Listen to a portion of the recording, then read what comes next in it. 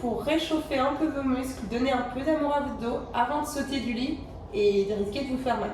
Ce que vous allez faire, c'est rester bien dans votre lit.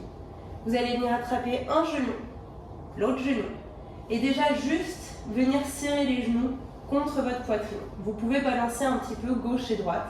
Déjà rien que ça va venir réveiller en douceur les muscles du dos. Ensuite, on va laisser les genoux tomber d'un côté en gardant le bras opposé. Ici, mon bras droit à droite de mon corps. Je ne laisse pas venir, sinon je m'enroule complètement. Ce que je veux, c'est une rotation du tronc complet.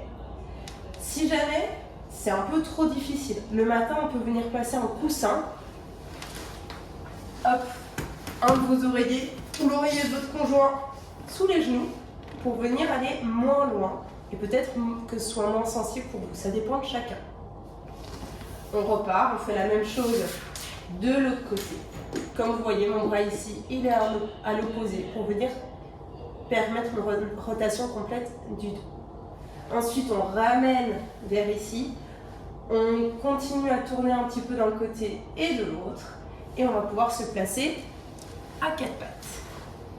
Une fois qu'on est à quatre pattes, on vient placer les mains en dessous des épaules, les genoux en dessous des hanches.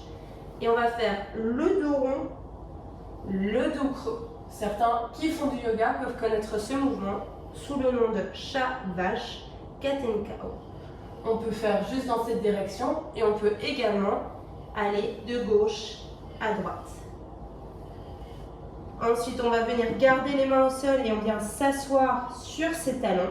On peut écarter les genoux ou les garder collés, c'est en fonction de comment vous vous sentez. C'est sûr que les femmes enceintes, vous allez plutôt écarter les jambes et puis les autres, ça va être comment vous êtes plus à l'aise. Donc les mains ici, les fesses sur les talons et on vient éloigner les mains un peu plus en avant. On vient chercher, chercher, chercher et on respire, on souffle. Quand on souffle, on a vraiment la sensation que les aisselles viennent essayer de toucher le sol.